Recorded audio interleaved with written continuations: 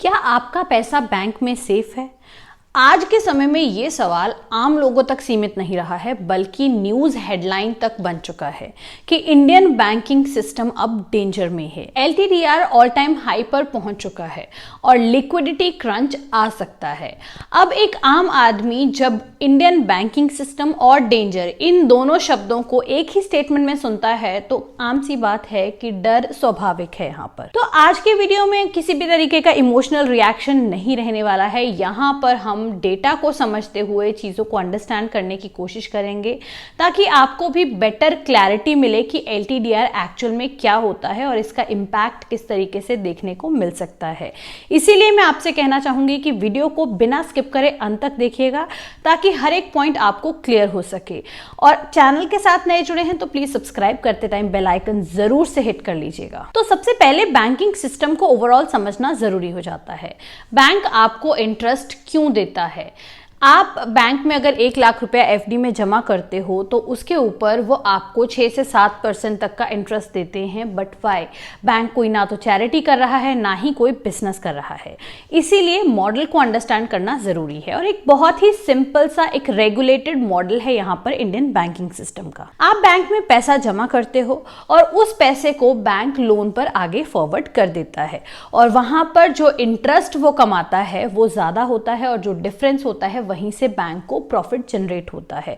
और ये सब चीजें एक रेगुलेटेड फ्रेमवर्क के अंडर चल रही होती हैं जहां पर एंट्री होती है RBI की। RBI रूल्स के हिसाब से क्वेश्चन किस तरीके से मेंटेन किया जाता है।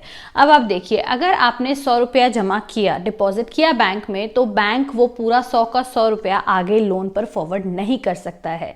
RBI के रूल्स के हिसाब से कुछ पैसा बैंक को कैश में रखना अनिवार्य होता है और कुछ पैसा गवर्नमेंट सिक्योरिटीज में लगाना मैंडेटरी रहता है। तो इसे हम एक सिंपल एग्जाम्पल के थ्रू समझते हैं। मान लीजिए कि बैंक के पास 100 रुपए डिपॉजिट होते हैं, तो उसमें से 6% वो कैश रिजर्व्स के रूप में रखेगा और उसका कुछ हिस्सा सेफ गवर्नमेंट एसेट्स में पार्क कर देगा और बाकी का जो अमाउंट बचता है उसे फिर वो आगे लोन पर दे सकता है।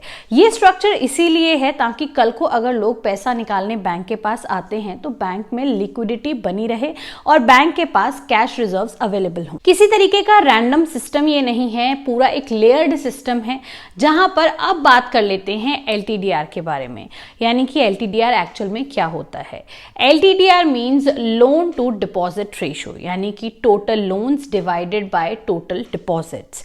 फॉर एग्जाम्पल, अगर बैंक के पास 100 रुपए जमा हो रहे हैं, उसमें से अगर वो 75 रुपए लोन पर देता है तो LTDR आएगा 75% का। दैट इज कंफर्टेबल जोन में है। लेकिन अब रिपोर्ट्स का यहाँ पर ये कहना है कि LTDR 81 से 82% तक पहुंच चुका है। यानी कि अगर बैंक में 100 रुपए डिपॉजिट हो रहे हैं तो उसमें से 81 रुपीज लोन पर दिए जा चुके हैं।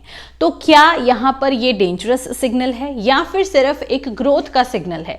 यहाँ से हम सीरियस डिस्कशन स्टार्ट कर रहे हैं। जब LTDR हाई होता है तो कौन कौन से मेजर कंसर्न्स हैं जो अराइज हो सकते हैं। नंबर 1 है लिक्विडिटी कम हो सकती है, क्योंकि जो लोन्स बैंक देता है वो लॉन्ग टर्म के लिए होते हैं और डिपॉजिट्स को कभी भी विदड्रॉ किया जा सकता है, तो इसकी वजह से यहाँ पर मिसमैच हो सकता है। फॉर एग्जाम्पल, अगर कोई इमीडिएट रिक्वायरमेंट आती है कैश विदड्रॉल की और टेम्पररीली बैंक के पास कैश रिजर्व्स कम हो तो वहां पर बैंक को बोरोइंग्स लेनी पड़ सकती हैं। कंसर्न नंबर 2 इज, अब क्योंकि यहाँ पर लोन्स एग्रेसिव स्पीड से दिए जा चुके हैं तो जो क्रेडिट क्वालिटी है क्या वो यहाँ पर स्टेबल है, ये एक बड़ा क्वेश्चन है। Then third concern is deposit growth बहुत ही स्लो देखने को मिल रहा है, ऑन द अदर हैंड जो क्रेडिट ग्रोथ है वो फास्ट देखने को मिल रहा है। तो ये जो डिफरेंस है ये किस तरीके से फिल हो रहा है, ये जो गैप है ये कैसे फिल किया जा रहा है। अब इन सब टेक्निकल चीजों को हेडलाइंस में डेंजर की फॉर्म में प्रेजेंट किया जाता है, लेकिन यहाँ पर अगर आप पूरी चीजों को अच्छे से समझना चाहते हो तो एक पूरा लेयर्ड स्ट्रक्चर है जिसको आपको अंडरस्टैंड करना पड़ेगा। अब पहला सवाल यहाँ पर यह आता है कि LTDR इतना हाई क्यों हुआ है। तो बहुत ही सिंपल सा और इकोनॉमिक सा इसका जवाब है। इंडिया में हाउसिंग डिमांड हाई है, पर्सनल लोन्स एग्रेसिवली ग्रो कर रहे हैं, MSME expansion, credit cards record पे हैं, इंफ्रास्ट्रक्चर पुश और कॉर्पोरेट केपेक्स रिवाइवल। आप खुद भी इस चीज को ऑब्जर्व कर सकते हो, हर एक शहर में जोरों शोरों से कंस्ट्रक्शन का काम देखने को मिल रहा है। इंफ्रास्ट्रक्चर सेक्टर में एक बहुत ही बड़ा बूम पिछले कुछ सालों में भारत में देखने को मिला है। हर दूसरा आदमी किसी ना किसी प्रोडक्ट का ईएमआई भर रहा है, चाहे वो आईफोन हो गया, लैपटॉप्स हो गए या फिर गाड़ी का ही ईएमआई क्यों ना भर रहे हों।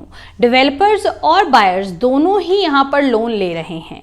एक डबल लेवरेज इकोसिस्टम है जो कि ग्रोथ ड्रिवन है। इसीलिए एलटीडीआर का बढ़ना यहाँ पर एक तरीके से इकोनॉमिक एक्टिविटी का साइन हो सकता है, लेकिन ग्रोथ और ओवर एक्सटेंशन में एक बहुत ही थिन लाइन होती है। तो ऐसे में वर्स्ट केस सिनेरियो क्या बन सकता है? अगर हम हाइपोथेटिकल तरीके से यहाँ पर चीजों को सोचें और समझने की कोशिश करें तो इन केस इकोनॉमिक स्लोडाउन होता है तो लोगों की इनकम पर काफी ज्यादा प्रेशर देखने को मिल सकता है, जिसकी वजह से ईएमआईज डिले हो सकती हैं और बैंक डिपॉजिट्स भी कम हो सकते हैं। तो ऐसे में बैंक्स के ऊपर डुअल प्रेशर आ सकता है।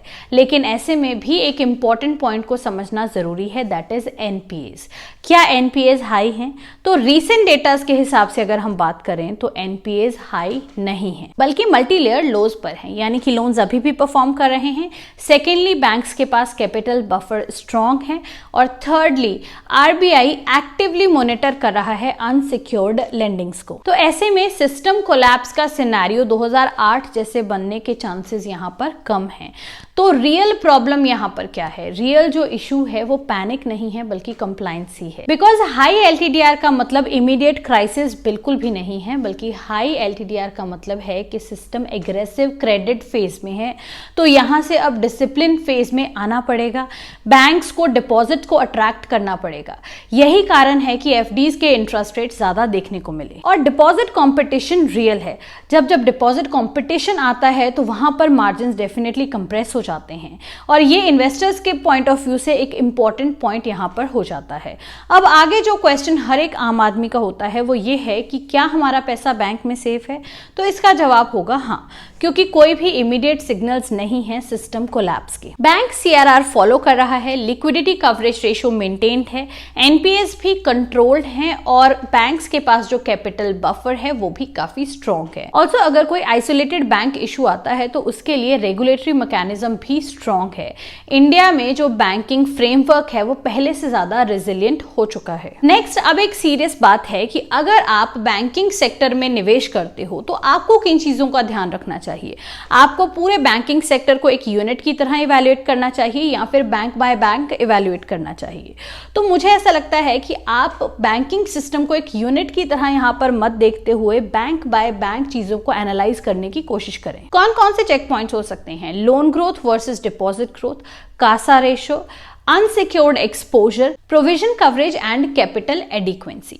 एलटीडीआर को अगर हम सेक्टर लेवल पर देखते हैं तो चीजें ये काफी स्कैरी कर देता है, लेकिन अगर हम बैंक बाय बैंक उस लेवल पर चीजों को अंडरस्टैंड करने की कोशिश करते हैं तो स्टोरी काफी ज्यादा डिफरेंट नजर आती है। इस पूरे डिस्कशन को कंक्लूड करें तो एलटीडीआर 81% पे है, एलिवेटेड है, बिल्कुल सही है और यहाँ पर ये मॉनिटरिंग वर्दी सिग्नल्स भी दे रहा है, पूरी तरह से ठीक है।